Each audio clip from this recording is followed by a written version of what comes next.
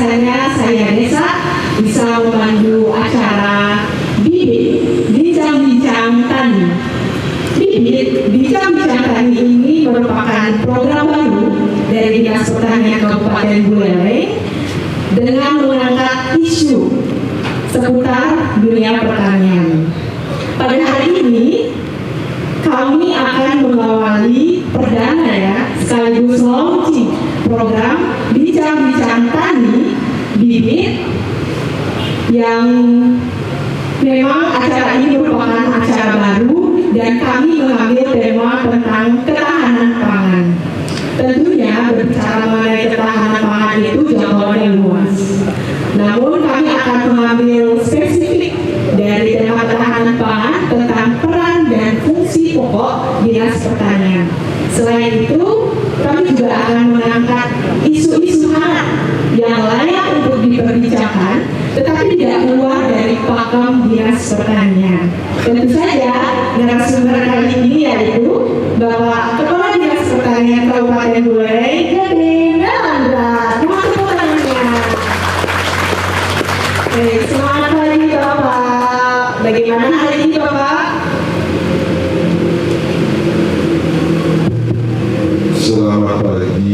Selamat pagi buat bersama kita sama-sama di Dinas Pertanian Kabupaten Buleleng. Semoga dalam kondisi sehat walafiat semua ya. Saya harap Bapak juga selalu dalam keadaan sehat, bahagia dan full semangat ya Pak ya. Pasti semangat semua yang ada di Dinas Pertanian ini merupakan keluarga besar. Semuanya dalam keadaan semangat, tetap semangat. Betul. Ya. Jadi hari ini itu adalah launching Pak ya, program Bibit Bincang-Bincang Tani. Jadi program ini kita ngobrolnya santai aja ya Pak, santai tapi tetap serius. Ya, yang grogi ini MC-nya ya. Ini selesai ya. Untuk bisa aja grogi ya Pak. Ini ya. Baik, sekarang kita mau bahas tentang isu di bidang ketahanan pangan. Yang saya ketahui ketahanan pangan itu kan merupakan suatu kondisi terpenuhinya pangan suatu negara yang ditandai dengan adanya ketersediaan pangan dong pastinya Pak. Kemudian yang namanya ketersediaan pangan pastinya suatu negara harus mampu memproduksi pangannya sendiri yang saat ini kita kenal dengan swasembada pangan. Nah, swasembada pangan ini juga merupakan program kebijakan dari Bapak Presiden kita, Bapak Prabowo. Dan bagaimana sih Pak swasembada di Kabupaten Buleleng khususnya beras? Bagaimana tanggapan Bapak dan kondisi di Buleleng saat ini? Baik, terima kasih. Pertanyaan panjang sekali. Nanti jawabnya gimana saya ya. Jadi jawabnya singkat, jelas, cakep. Iya. Justru saya yang pertama lihat ini ya. Pertanyaannya yang pertama. Baik ya. Ketika kita berbicara tentang ketahanan pangan, buat kita Dinas Pertanian itu nggak asing lah. Tapi buat masyarakat Buleleng, buat masyarakat yang ada di kecamatan, buat masyarakat yang ada di desa, mungkin merefresh. Karena dulu program ini waktu zaman Presiden kedua kita, Pak Soeharto, ini sedang digalakkan sekali, sedang ditingkatkan betul-betul memaksimalkan produksi. Nah, sekarang ini itu pemerintah lagi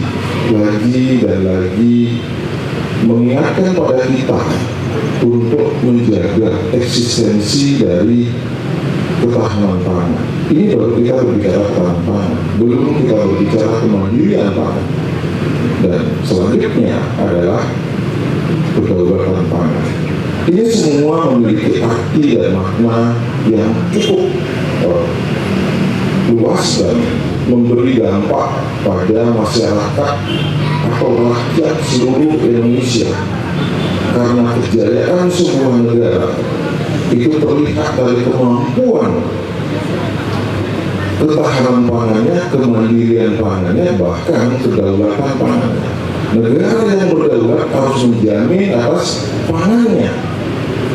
Sebuah negara besar tidak hanya berbicara tentang militer dengan peralatan canggihnya, dengan IT yang luar biasa canggihnya sekarang, tetapi negara yang besar juga harus mampu memenuhi kebutuhan pangannya, sandangnya, papannya. Nah, Bapak dan Ibu, tentu kita sangat berbangga ada di sebuah organisasi yang diharapkan oleh rakyat seluruh Indonesia ini mampu menjamin atas ketahanan pangan, kemandirian pangan, dan kedaulatan pangan. Berbanggalah Bapak dan Ibu, kami keluarga besar Dinas Pertanian tentu akan sangat bangga sekali ada di tengah-tengah amanat rakyat Indonesia. Jadi sebuah dinas yang diamanahkan untuk menjamin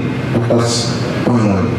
Nah, oleh karena itu ya, sekarang ini beras menjadi lebih dominan, maka varian selain beras itu mesti kita angkat lagi. Salah satu hari ini ya, kita bukan makan nasi saja, tetapi nasi dengan varian jagung.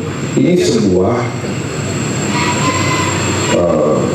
ya momentum yang sangat baik bahwa kita tidak hanya berbicara tentang pangan, kurangi makan beras, jaga berasnya, padahal kita mestinya juga memberi contoh buat masyarakat bahwa jenis pertanian sekarang masing-masing orang juga sudah memasak nasi dengan varian jagung untuk menjaga agar beras tidak serta-merta hilang. Bagaimana kondisi di Buleleng saat ini? Buleleng memiliki luasan yang 1.300 km persegi, ini luar biasa. Luas ya. Terdiri dari ya mungkin kita sering mengenal Nyegali Gunung. Nyegali Gunung ini kita punya gunung dengan 2 danaunya, dan kita memiliki lahan dengan topografi datar juga, dan jangan lupa kita punya pantai. Ini sebuah wilayah yang top buat kita di pertanian, maka Buleleng adalah sebuah wilayah produksi pertanian. Jadi jangan berharap teman-teman di sini atau sahabat petani di dinas pertanian ini merasa takut, ketar-ketir, tapi berbanggalah bahwasannya menjadi bagian dari topografi tersebut, karena wilayah Buleleng adalah wilayah produksi dengan potensinya, terutama sawah. Sawah ini kita punya luasan yang kira-kira sudah aman dan nyaman keberadaannya, karena sudah ditetapkan dengan Perda nomor 4 tentang EP2B. Nanti jagungnya EP2B itu pakai PSP ya. Jadi EP2B adalah sebuah program aturan yang mengikat seluruh masyarakat Buleleng dan menjamin eksistensi masyarakatnya itu tetap menjaga agar jangan sampai sawah itu terdegradasi. Jadi luasnya 6.000 sekian hektar. Berarti saat ini Buleleng masih dikatakan aman ya Pak? Sangat aman, karena ada juga aturan yang juga mengamankan pengamanan ESG. Ini ada di Agraria dan Tata Ruang. Dan juga kita juga ditetapkan sebuah baku sawah itu sebesar, kita masih akui dengan angka 7.000 di SK penetapan itu tahun 2023. Bahkan sekarang ini naik menjadi 8.000. Teman-teman di Pemilu, teman-teman di lapangan ini harus paham 7.000 ini di mana wilayahnya. Nah, ini betul-betul dikawal oleh pemerintah daerah Kabupaten Buleleng melalui Pol PP. Jadi ada penegak hukumnya di sana. Maka suatu saat nanti Dinas Pertanian itu menjadi ahli saksi di dalam penentuan atas perda tersebut. Nanti Pak Kabit lah yang nanti kalau ada konflik perumahan permukiman melanggar aturan itu, maka Dinas Pertanian lah yang menjadi penentu apakah benar bahwa kawasan sawah ini dibangun perumahan menjadi salah, itu nanti Dinas Pertanian. Jadi ini sebuah upaya bagaimana ketahanan pangan itu tetap terjamin di Kabupaten Buleleng eksistensinya. Nah, Kita masih dikatakan aman ya Pak. oh iya. Sebelum menjadi beras tentunya ada proses loh Pak, dari tanam, kemudian ada perkembangan sampai nanti tahap panen. Nah kita bicara Kalau ngomong itu jagonya orang pertanian loh. padi dan jagung itu pangan. Jagonya orang pertanian, karena kalau orang lain nggak mungkin bisa. Pastinya Dinas Pertanian jagonya kalau ngomong proses dari gabah menjadi beras, itu jagonya orang Dinas Pertanian ya. Coba kita dari awal dulu Pak, dari tanam. Saat ini kan Kementerian Pertanian sudah ada menargetkan di masing-masing kabupaten, khususnya di Kabupaten Buleleng itu untuk luas tambah tanam padi sebesar 18.372 hektar dan luas tambah tanam jagung 4.932 hektar. Nah, upaya apa sih Pak yang bisa dilakukan untuk mencapai target itu? Ini teknis sekali pertanyaan. Ini masuk ke data pertanyaan ini. Jadi makanya saya harus baca Maksudnya jawab teman-temanku dulu gampang. Apalagi teman-temanku dulu sekarang dapat reward dulu. Tahu nggak? Tidak motor ya. Ini kita mengajukan reward buat teman-teman penyuluh lapangan yang LTT-nya memenuhi target. Ya, tepuk tangan. Mudah-mudahan hadir di sini. Yang kami ajukan itu mendapatkan reward oleh Pak Menteri nanti. Mudah-mudahan rewardnya ini. Amin. Sebarus. Yang hijau apa yang merah? Ribetnya yang kacamata. Iya, karena rewardnya Pak Menteri kemarin itu beliau sudah janji siapa yang ETT-nya paling banyak atau luas tambah tanamnya paling banyak itu akan dikasih sepeda motor KET baru. Mantap Pak Menteri kita sekarang. Teman-teman, dan di sini ada 8 orang kalau nggak salah, atau 12 orang saya lupa berapa? Di Dinas Pertanian boleh? 9 orang itu kami ajukan ya. Oh itu. Nah, tadi dikatakan bahwa benar bahwa Buleleng itu ditarget 18.000 sekian hektar. Gimana dengan kondisi real sekarang ini?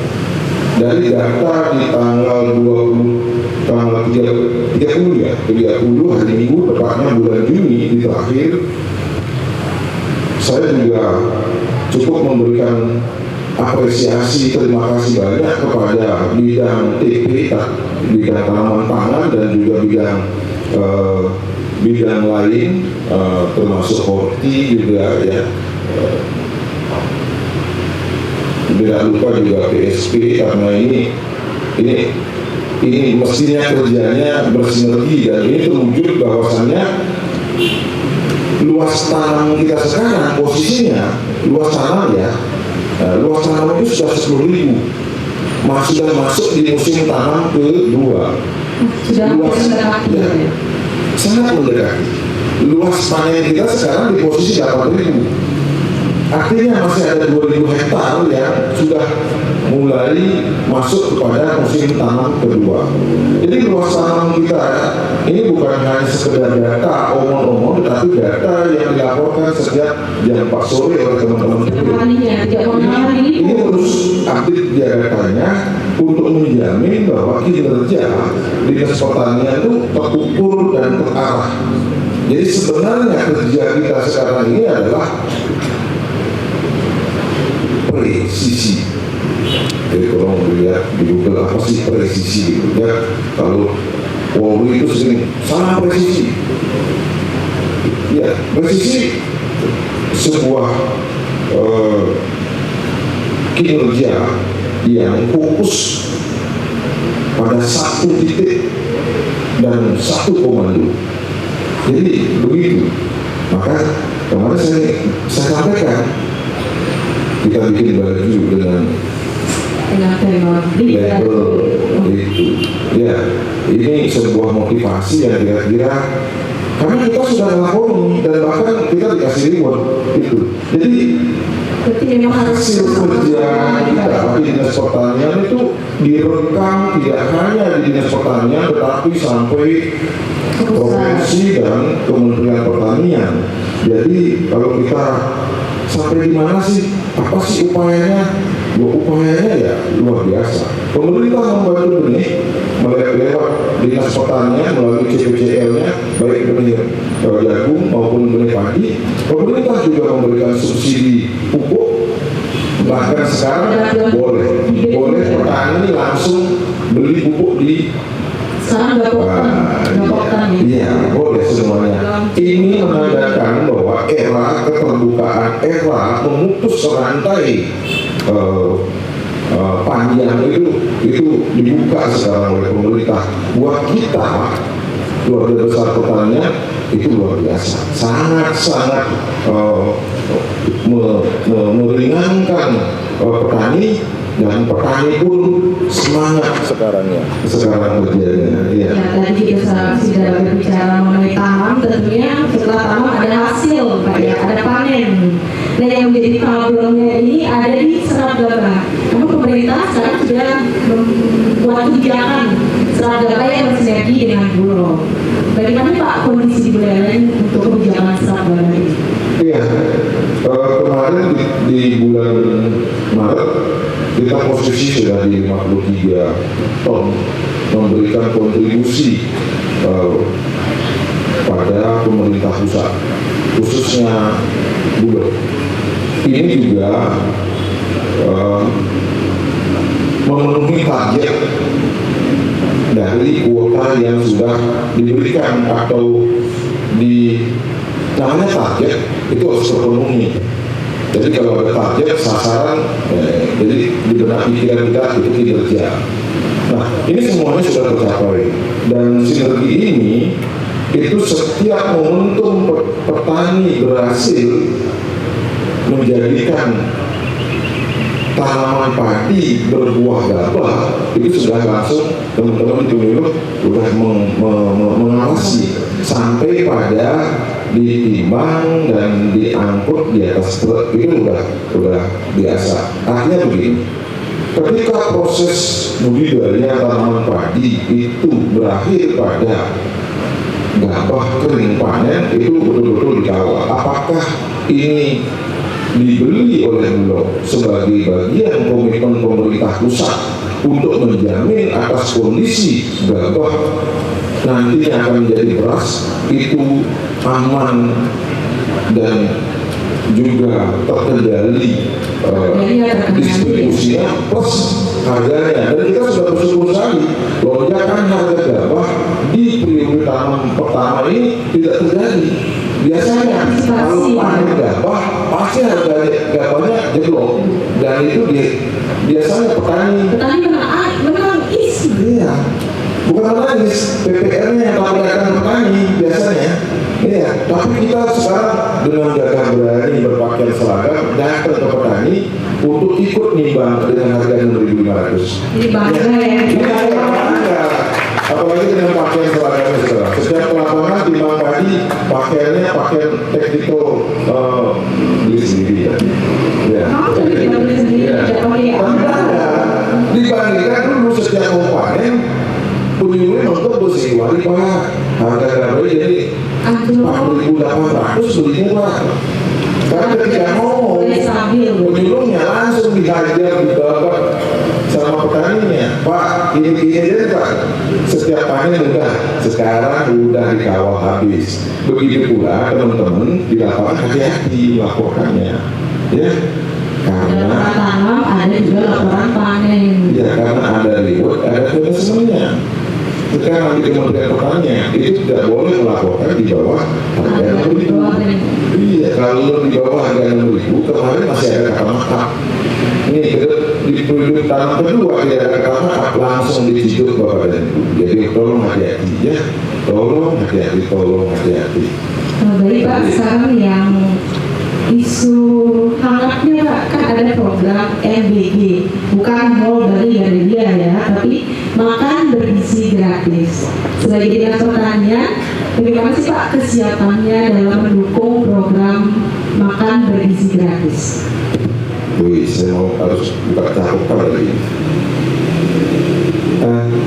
Berbicara tentang makan gizi gratis ini sebuah lanjutan hilirisasi dari sebuah program. Jadi ketika kita berbicara tentang ketahanan pangan, maka jamin nggak sebuah wilayah itu? Bener nggak?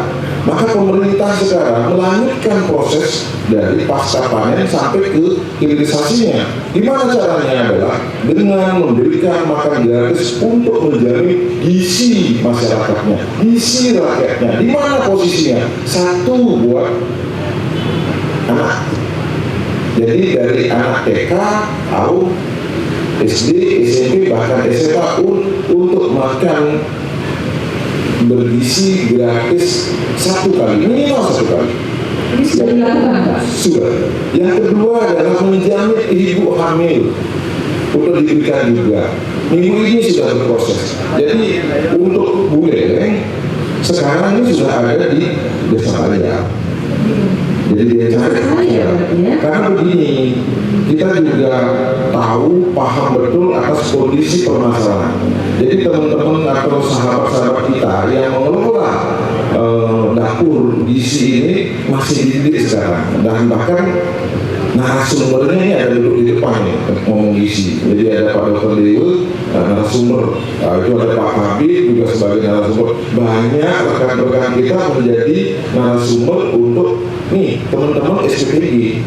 Jadi kalau kita berbicara tentang makan gizi, data kita ya, kalau kita berbicara padi tadi sudah oke, jagung sudah oke. Gimana dengan cabenya? Gimana dengan sayurnya? Gimana dengan dagingnya atau proteinnya? Itu semuanya ada datanya dan bahkan luar biasa. Kalau kita berbicara tentang produksi yang ada di wilayah, lagi-lagi bahwa wilayah kita mampu memenuhi kebutuhan masyarakat, bahkan menjamin atas gizi sehatnya apabila dikelola dengan baik. Dibandingkan dengan daerah lain, tentu karena luasan wilayah yang tidak mencukupi, jumlah penduduknya naik, maka itu akan tidak mampu.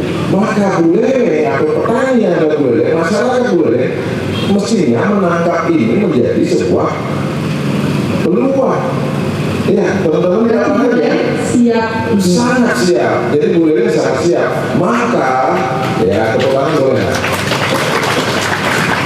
Maka saya yakinkan kepada sahabat-sahabat petani, dinas pertanian, ya jangan pernah berhenti, apalagi lelah, untuk terus memilih pertanian dengan baik.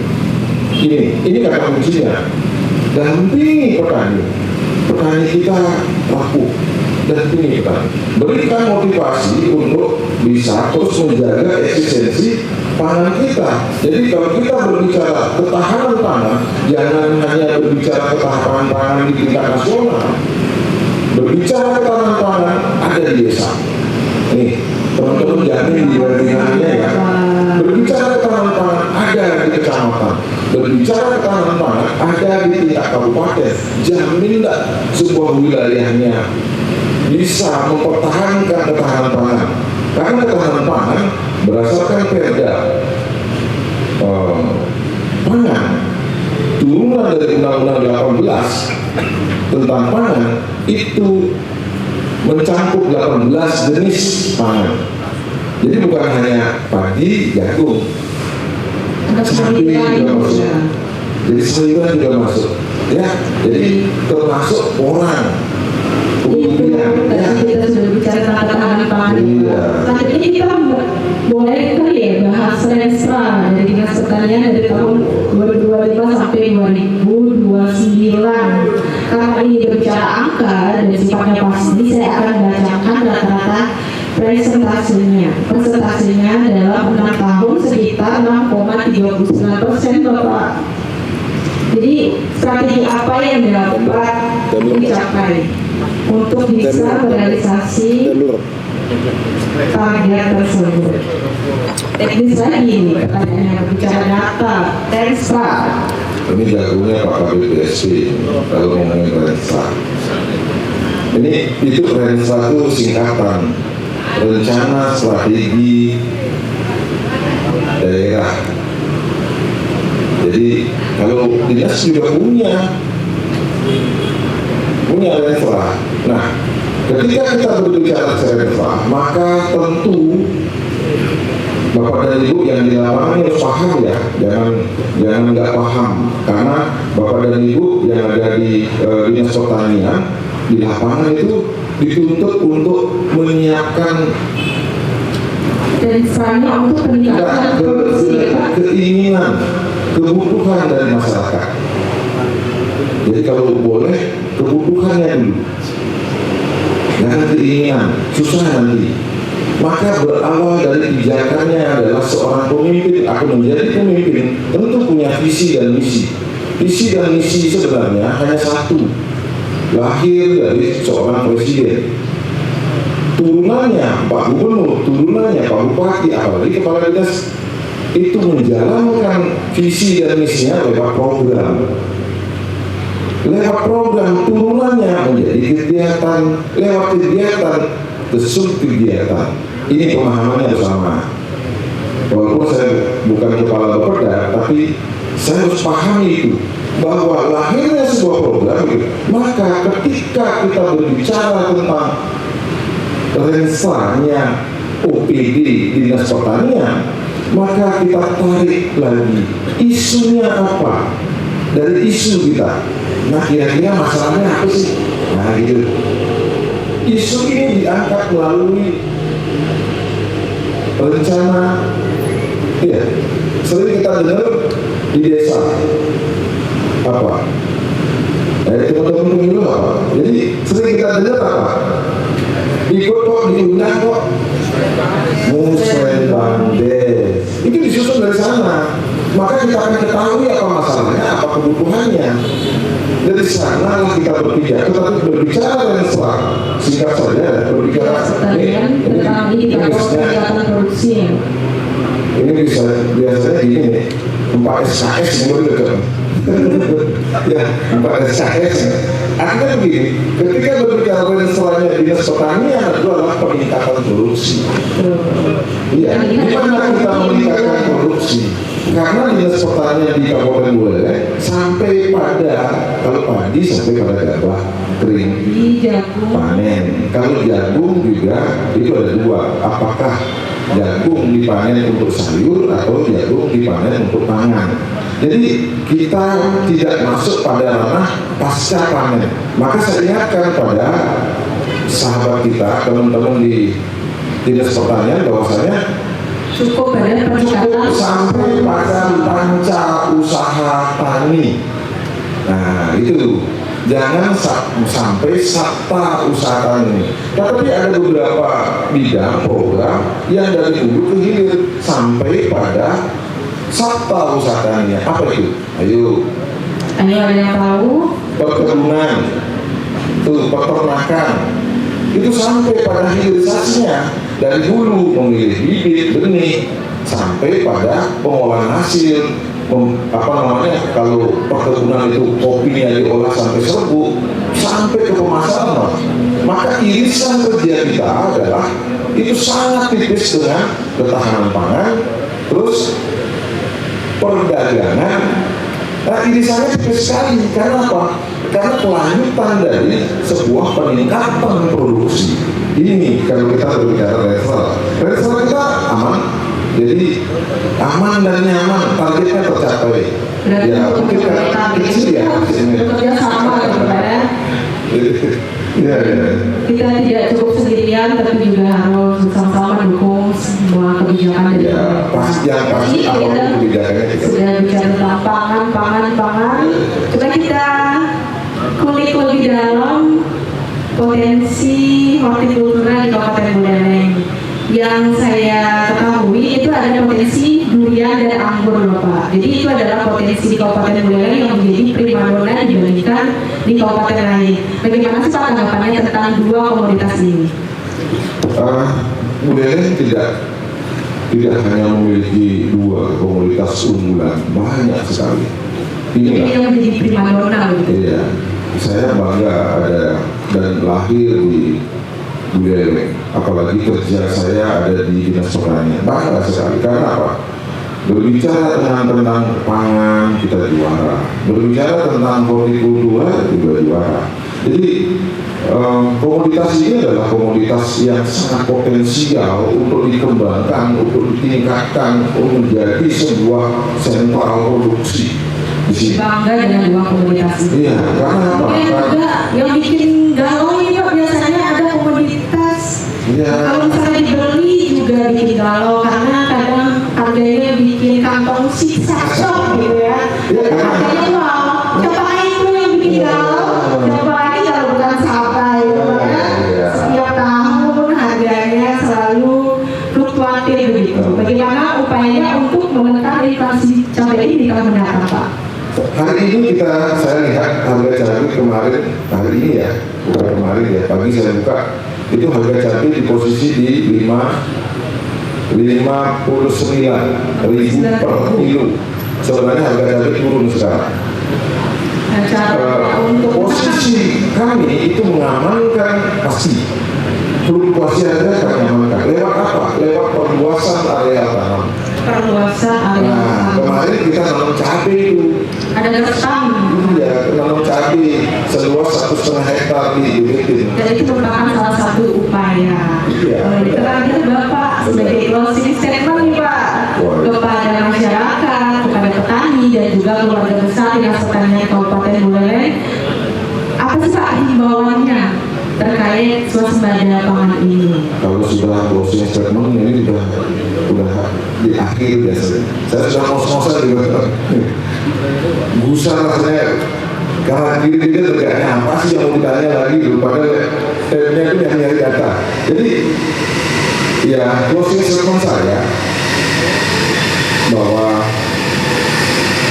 apapun jabatannya sekarang, apapun pekerjaannya sekarang, dimanapun mereka bekerja, seluruh masyarakat Buleleng, Bali maupun Indonesia pastilah kembali ke pertanian. Ini maka berbanggalah seluruh staf Dinas Pertanian menjadi bagian dari pertanian. Karena apa? Karena pertanian adalah sumber kehidupan. Ya, karena seorang dokter pada akhirnya akan menjadi petani. Seorang polisi pada akhirnya akan menjadi petani. Seorang TNI pun akan menjadi petani. Seorang ASN akan menjadi petani. Baik, terima kasih. Tetapi ya, petani belum tentu jadi dokter. Terima kasih dan saya rangka lebih ringkas bahwa pertanian adalah bagian dari kehidupan. Sebelum saya tutup ya, ada satu pantun ya, Bapak Ibu dibantu catatnya ya. Di mana cakepnya katanya? Sabar. Main kelereng bersama kawan. Di Sandeng memang gak ada lagi. Terima kasih Bapak Ibu semua. Mohon maaf apabila dalam penyampaian ini ada hal-hal yang kurang berkenan dan sampai